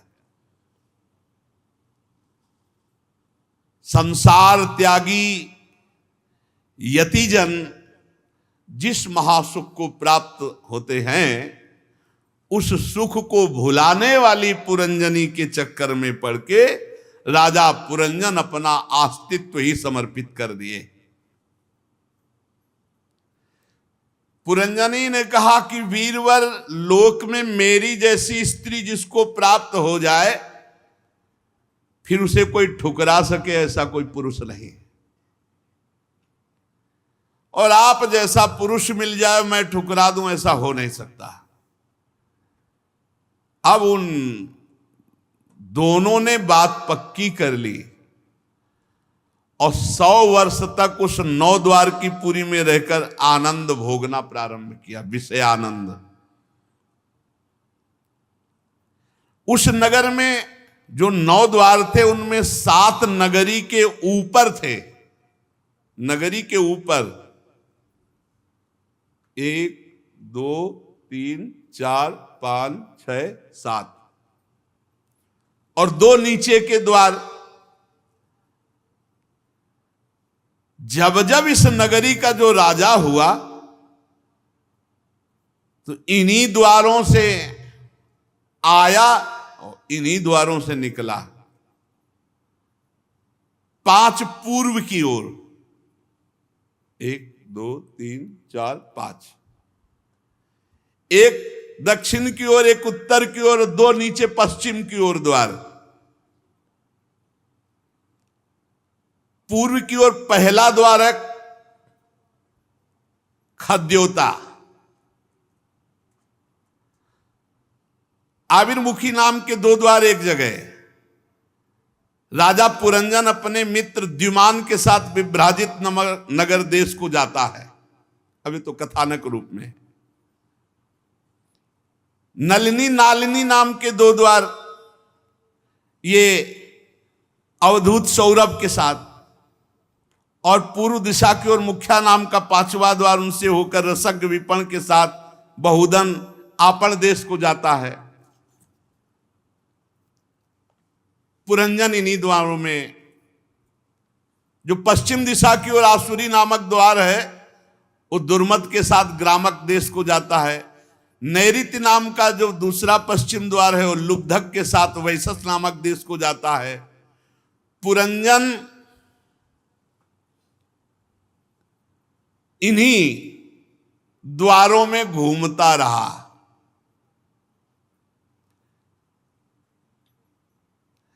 इस नगर के निवासियों में निर्वाक और पेशकृत, ये 2 नागरिक अंधे थे, इनका आश्रय लेकर के जाता है। अब वो पुरंजनी को प्रसन्न करने के लिए ही पूरा जीवन लगा दिया। कैसे ठगा गया, रमणी के हाथ ठगा गया, ठगा गया रमणी के द्वारा। अधीनता पे अधीनता, अधीनता पे अधीनता। अब वो मद्यपान करती, इसको भी मद्यपान कराती। ये मद से उन्मत्त हो करके, अगर पुरंजनी गाती तो ये गाता, पुरंजनी हंसती तो पुरंजन हंसता, वो रोती तो ये रोता, जो करे बस वैसे ही। वो दौड़ती तो आप दौड़ता, वो खड़ी हो जाती तो आप खड़े, जो वो कहती वही। ठगा गया। सुंदरी पुरंजनी के द्वारा राजा पुरंजन ठगा गया।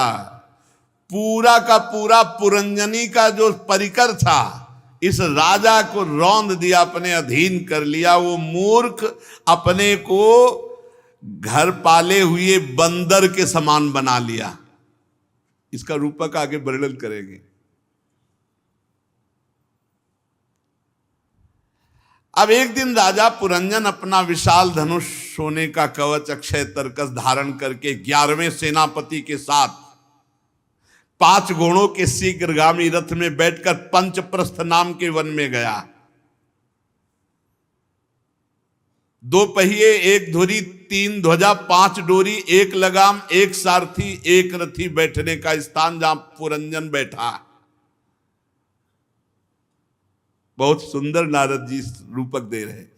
अब वो शिकार खेलने के शौक में कौन परवाह करता है क्या करन, मतलब किसको मारना चाहिए किसको नहीं मारना चाहिए। शिकार के शौक में बड़े अपराध किए, अर्थात भोग वासना के शौक में मनमानी आसुरी प्रवृत्ति से। जो इस पुरंजनी को प्रसन्न करने के चक्कर में फंसा हुआ पुरंजन है, वो ये नहीं जान रहा मैं ऐसे आचरण कर रहा हूं जिनके कारण मुझे अधम योनियों में, नरक में जाना पड़ेगा। गंध चंदन माला ये सब भोजन सामग्री जुटाना, पुरंजनी को बस प्रसन्न रखना। कैसे पुरंजनी मुस्कुरा दे। पुरंजनी मुस्कुराती तो है पर अधीन करके। जैसे जैसे जीव अधीन हो जाता है वैसे वैसे बुद्धि उसको आसक्त करती चली जाती है। अरे बहुत दुर्दशा है, इस खेल को जान जाए तो जीवन मुक्त अभी हो जाए, भाग पड़ो। ये पुरंजनी का नाटक है, इसमें पुरंजन भोग इच्छा से फंस गया, इच्छा छोड़ दो। पुरंजन कौन है? अविज्ञात सखा पुरंजन दोनों एक हो जाएंगे, जैसे दर्पण हटाओ तो प्रतिबिंब खत्म।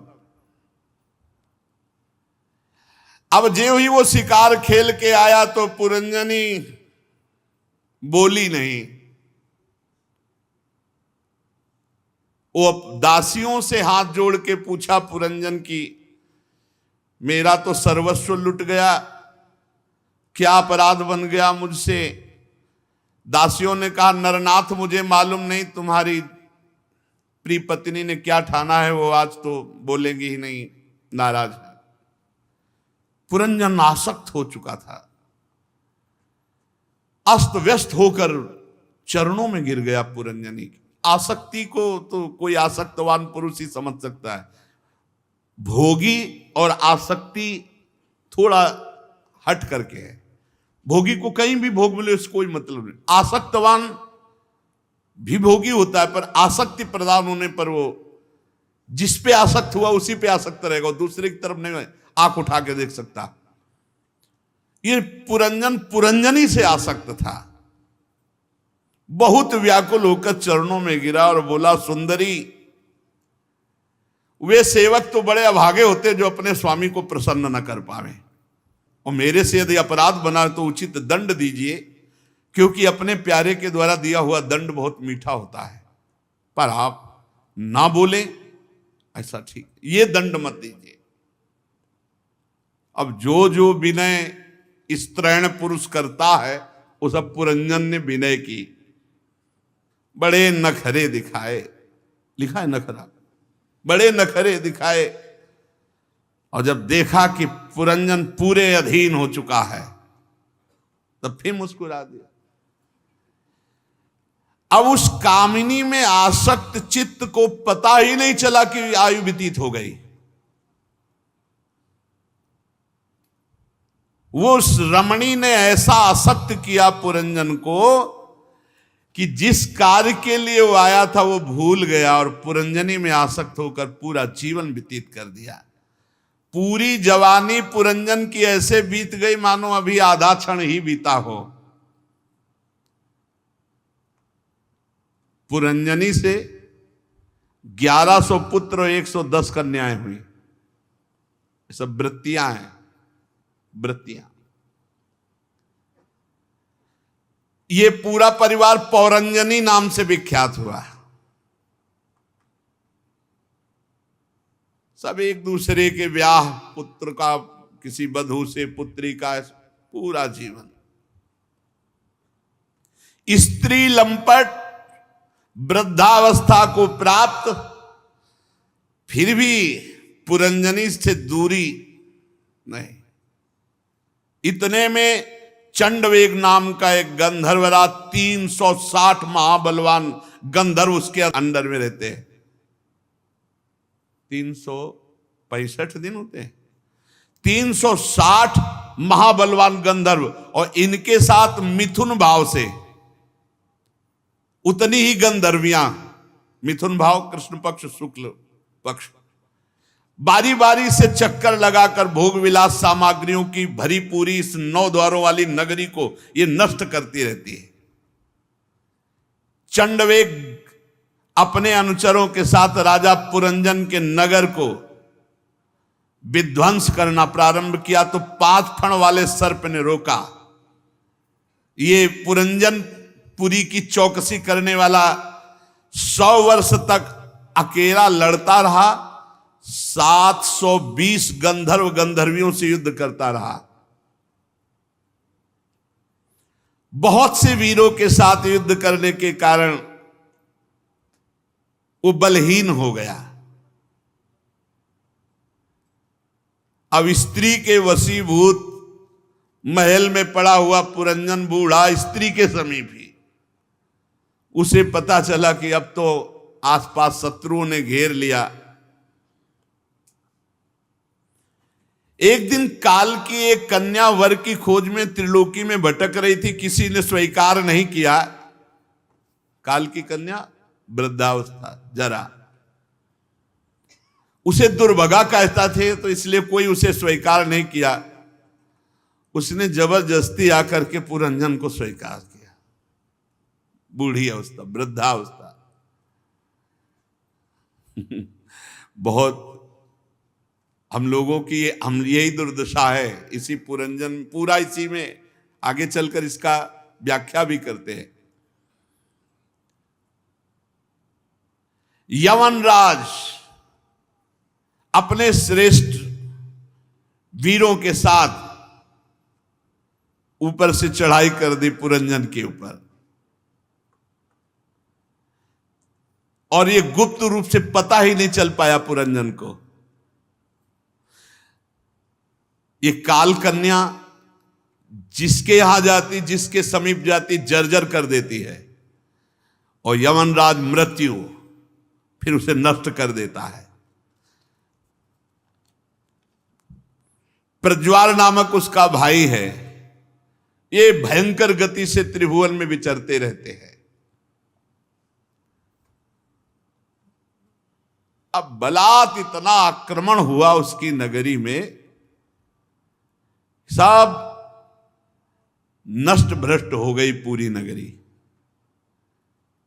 आंखों से दिखता नहीं है, कान से सुनता नहीं है, दांत भी काम नहीं कर रहे, ये सब वृद्धावस्था। यवनों ने बलात् उसका ऐश्वर्य लूट लिया। अब जब पुरंजन ने देखा कि सब कुछ नष्ट भ्रष्ट हो गया, तो पुरंजनी का आलिंगन किए हुए पड़ा है। अब भी अगर छोड़ दे तो बच जाए, पर वो भोगों की लालसा अब भी है। वो अपनी स्त्री में अब भी वैसे ही आसक्त है जैसे पहले दिन मिला था, वैसे से। अब जब बिछुड़ने का समय आया,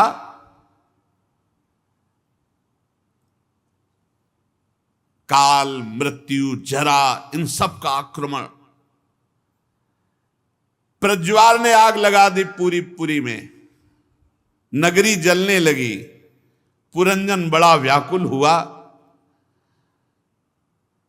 काल कन्या ने सर्प को पीड़ा पहुंचाकर उसको अधीन कर लिया। प्रज्वार ने आक्रमण कर दिया। अब जैसे कोटर में रहने वाला सर्प आग लगने पर भाग जाता है, ऐसे 5 फण वाला सर्प बड़े कष्ट से इस पुरी से निकला, वो पंच प्राण। पुरंजन अब भी बुद्धिहीन है, अब भी अपनी स्त्री के प्रेम पास में, पुरंजनी के प्रेम पास में ऐसा फंसा हुआ, गले से लगाए है, मरने जा रहा है। फिर भी उसका वो बस यही सोच रहा है, इतनी सुंदर भार्या मेरी, इतना समर्पण, इतना प्रेम, इसी का चिंतन। ज्ञान दृष्टि बिल्कुल नष्ट हो चुकी है। अज्ञानवश इतना शोकाकुल होकर के अपनी पुरंजनी का चिंतन किया कि ये उसी में तन्मय हो गया। अब अज्ञानवश इस स्थिति में उसने अपने अविज्ञात सखा का स्मरण नहीं किया, नहीं वो बचा सकता था। अब निर्दयी यमनराज ने उसको बलपूर्वक मार डाला। बलपूर्वक मार डाले, जबरदस्ती प्राणों को खींचकर बाद। अब अंतिम समय वो अपनी पुरंजनी को देख रहा है। इसीलिए गोस्वामी जी ने मांगा है, कामी नारी प्यारी जिम लोभी जिम प्रिय दाम तिम रघुनाथ निरंतर प्रिय लागो मुहे। बहुत सुंदर स्थिति, अगर वही इधर आ जाए तो बहुत सुंदर स्थिति। स्त्री की आसक्ति में दुर्गति हो गई उसकी। अब वो अपनी पुरंजनी के गले लगा, उसी का चिंतन करते हुए तो अगला जन्म उसको विदर्भराज के यहां सुंदरी राजकुमारी के रूप में, विदर्भराज पुरंजन से पुरंजनी की आसक्ति के कारण राजकुमारी बना। स्त्री चिंतन तो स्त्री बना। फिर जब वो सयानी हुई पुरंजन राजकुमारी रूप, तो विदर्भ नंदनी विवाह योग की हुई। तो फिर विदर्भराज ने घोषित कर दिया कि सर्वश्रेष्ठ पराक्रमी वीर इससे ब्याह करेगा। तो मलय ध्वज ने सब राजाओं को जीतकर उस राजकुमारी से विवाह किया। फिर उससे 7 पुत्र उत्पन्न किए। 7 पुत्र कौन है? पुरंजन राजकुमारी बना। बड़ा अब जब मलय ध्वज अवस्था आगे बढ़ी तो भजनानंदी थे, वो भगवान श्री कृष्ण के भजन के लिए मलय पर्वत पर। तो वो राजकुमारी जो रानी थी, पुरंजन जो बना था, वो पीछे पीछे उनके, महाराज मैं आपके, वो आसक्त चित्त पुरुष में। ये ऐसे चल रहा चक्र, और किसी की कथा नहीं, हमारी तुम्हारी कथा है ये। अभी जब आगे चल के बताएंगे कौन है पुरंजनी। यही बुद्धि, यही बुद्धि, जो बुद्धि कहे वही वही दुर्गति कराती चली जा रही। अब वो बड़े तपस्या पूर्वक भजन करके मलय ध्वज ने अपने शरीर को छोड़ दिया। अब ये शरीर को पकड़े रो रहे, हा मेरे प्रीतम, हा मेरे प्रीतम, आप मुझे छोड़कर चले गए।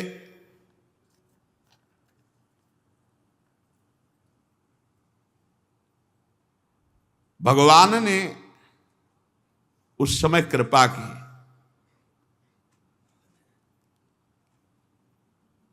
तू कौन है? किसकी पुत्री है? किसके लिए शोक कर रही है?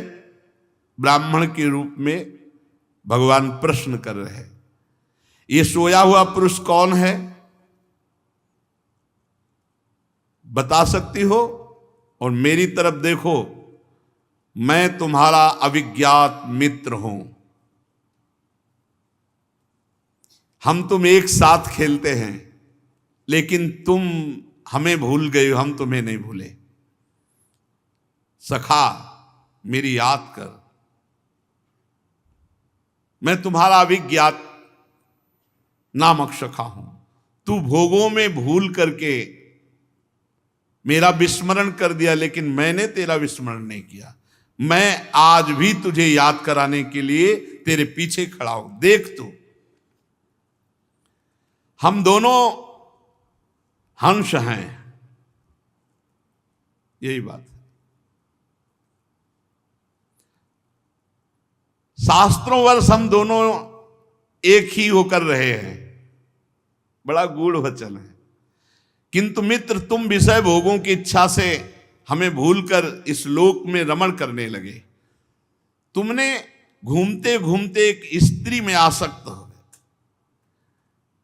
5 बगीचे, 9 दरवाजे, 1 द्वारपाल, 3 परकोटे, 6 वैश्यकुल, 5 बाजार, 5 उपादान कारणों से बना हुआ उसकी स्वामिनी एक स्त्री, और इस स्त्री के चक्कर में तुम मारा गया। स्त्री बुद्धि। इंद्रियों के 5 विषय, शब्द, स्पर्श, रूप, रस, गंध, ये बगीचा है। और ये 9 द्वार इस नगरी के। तेज जल अन्न ये परकोटे, मन और 5 ज्ञानेंद्रियां, 6 वैश्य कुल, और क्रिया शक्ति ये कर्मेंद्री बाजार, 5 महाभूत कभी न क्षीण होने वाले उपादान कारण, और बुद्धि ही पुरंजनी है। इसी में फंस गया, बुद्धि में। बुद्धि से हटना है, इस बुद्धि से साक्षी भाव रखना है, इसका निर्णय नहीं मानना। दृष्टा भाव नहीं जब तक आएगा तब तक बुद्धि में आसक्त है, जो कहेगी वही। अभी बुद्धि ठान ले मन के साथ कि ये करना है तो तुम्हें घुटने टेकना पड़ेगा, वही करवा देती है जो चाहेगी। ये है हम पुरंजन। पुरंजन जीव आसक्त हो गया बुद्धि पर। आगे बढ़िया निर्णय है। ए मित्र, तू स्त्री लई है, देख तू स्त्री लई है, खड़ा हो। अब अपने पति का सौ पकड़ कर रो रही विदर्भ। तू पहले पुरंजन था, पुरंजनी के चक्कर में अब तू स्त्री बना। कितनी बार तेरी ये दुर्दशा हो चुकी, तू स्त्री नहीं, खड़ा हो जा और देख अपने स्वरूप को, मैं तेरा सखा हूं। जिनके संग से तेरी दुर्दशा हुई उसके लिए तू रो रहा है। आपने स्वरूप में, यही गुरु हैं, यही अविज्ञात सखा गुरु। आपने स्वरूप में काम भूल गया, न तू स्त्री न पुरुष। अरे देख, न तू विदर्भ राज की पुत्री, न मलयध्वज तेरा पति है। तू सावधान, पिछले जन्म में तू पुरंजन था, पुरंजनी के चक्कर में पड़ा। इस जन्म में तू राजकुमारी हुआ, मलयध्वज के चक्कर में पड़ा। अरे तू उठ, मेरा सखा है, कहां फंस गया।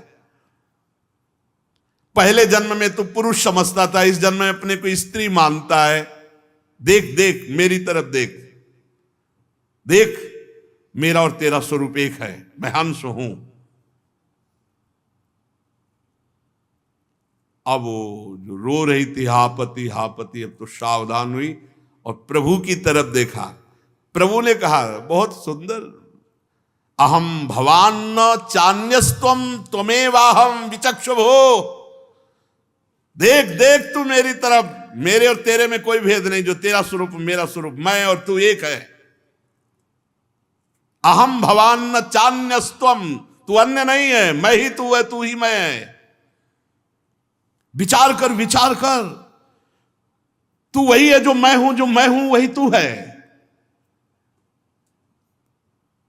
देख, तेरे मेरे में थोड़ा भी अंतर नहीं। एक पुरुष अपने शरीर की परछाई को शीशे में, किसी व्यक्ति के नेत्र में अलग अलग देखता है, पर वो केवल शीशे और नेत्रों में ऐसे दिखाई देती, वो एक ही होता है। इसलिए मैं आत्म तत्व हूं, वही तू है। मेरे में तेरे में भेद नहीं। जो तू जीव है वो मैं ईश्वर हुई हूं, जो मैं ईश्वर हूं वही भूल करके इस 9 द्वार की देही में फंस गया। तू जाग, ए हंस तू जाग, ए मानसरोवर हंस तू जाग। भगवान जिसे जगाए वो जग न पावे भला, ऐसा कैसे। तत्काल जो राजकुमारी रानी बनी हुई रो रहे थे ना पुरंजन, तत्काल से आत्मज्ञान हुआ और वो भगवत स्वरूप हो गया। तत्काल सब राग मोह नष्ट हुआ, भगवत स्वरूप अर्थात अविज्ञात सखा में लीन हो गया।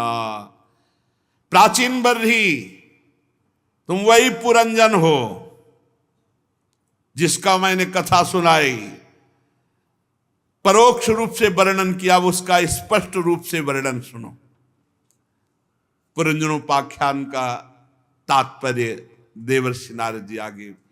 सार बात है भैया, हम सब बुद्धि और मन के चक्कर में फंस गए और फंस करके बार बार जन्म मरण का चक्कर भोग रहे हैं।